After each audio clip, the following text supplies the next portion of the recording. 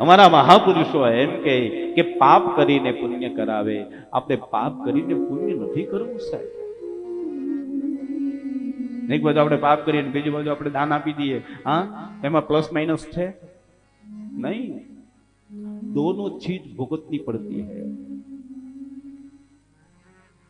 અમારા વિદ્વાનો એમ કે બે વસ્તુ આપણે ભોગવવાની, જે પાપ કર્યું એ પણ આપણે ભોગવવાનું અને પુણ્ય કર્યું એ પણ આપણે ભોગવવાનું છે સાહેબ. હા, કોઈને ચીટીઓ ભરો ને તમે તો ચીટીઓ ખાવાની તાકાત રાખવાની. આપણે શ્વાનને લાઠી મારીએ તો મનમાં સંકલ્પ કરી લેવાનો કે એકવાર આ કૂતરો મોટો થઈને આપણને લાઠી આ જન્મમાં નહીં તો, સમજી ગયા તમે બધા? હા, પાપ કરીને પુણ્ય કરાવે એવા કર્મ મારે કરવા નથી. મોક્ષ મળે આ જીવન, અવગતિએ મારે મરવું નથી. મોક્ષ મળે ભલે જીવને, અવગતિએ મારે મોક્ષ મળે કે ન મળે, મુક્તિ મળે કે ન મળે, હા, બસ મારે ભગવાનની ભક્તિ કરવી છે સાહેબ.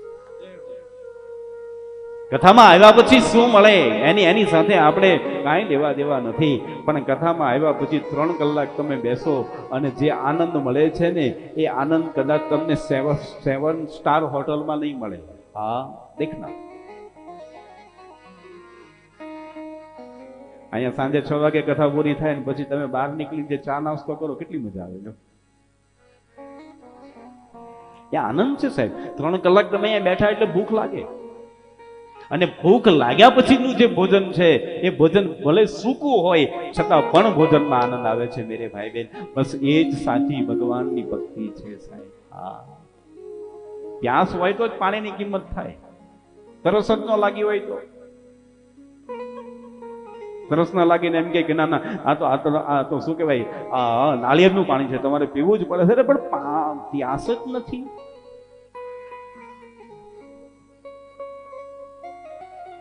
મરતા મરતા જીવવું પડે, જીવન મારે જીવવું નથી. તમને બધાને ખબર છે આપણે આખા દિવસમાં કેટલી વખત મરીએ છીએ? કહું, ટ્રેનમાં બેઠા હોય ને જગ્યા ન મળી તો કે હાય હાય મરી ગયા. અરે એ તો બહુ મોટી વાત છે, પણ ઘરે હોય ને સવારે કામવાળીનો ફોન આવે, જો બધા સમજી ગયા કે આજે મારાથી નહીં અવાય, એટલે તરત આપણે શું કરીએ, હાય હાય મરી ગયા. લો,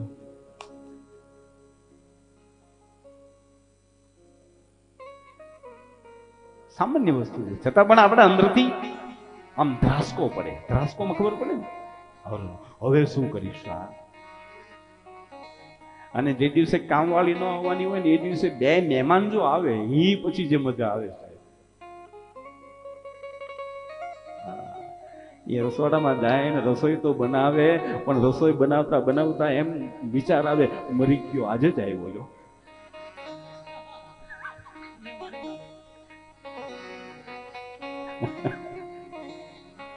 આવું જ થાય કે નહીં? ખોટું નહીં કહેતો તમે બધા, મને તમારા અંતરની વાતો ખબર છે એટલા માટે. આવું જ થાય ને, મરી ગયા ને આજે જ ટાઈમ મળ્યો.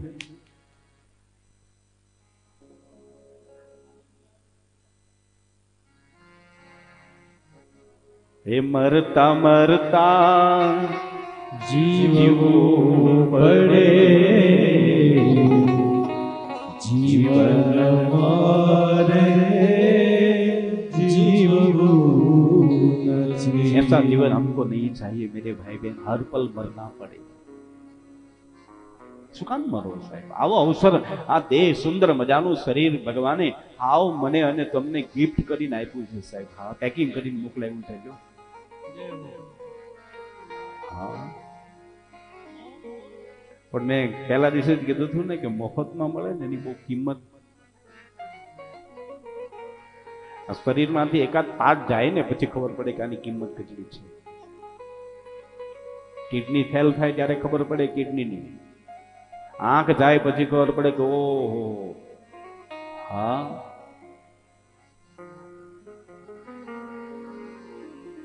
એ બધું જ મને અને તમને મારા પરમાત્માએ બિલકુલ ફ્રીમાં આપ્યું છે સાહેબ. આપ્યું કે નહીં ફ્રીમાં? બોલો ના.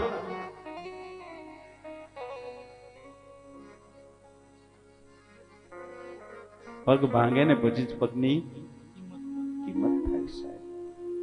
આપણો સ્વજન આપણાથી જ્યારે એમ કહેવાય કે હરિના ધામમાં જાય ને ત્યારે જ એ સ્વજનની ખબર પડે સાહેબ. જીવતા તો આપણને એનું હા મેરા પછી માન કે કોલન ગાડા ભરે સાહેબ. સૌરાષ્ટ્રમાં એમ કે મેરા પછી માન, મેરા પછી બધાને માન, બધા જ વખાણ કરે, પણ જીવતા એને આપણે શાંતિ દેવા દેતા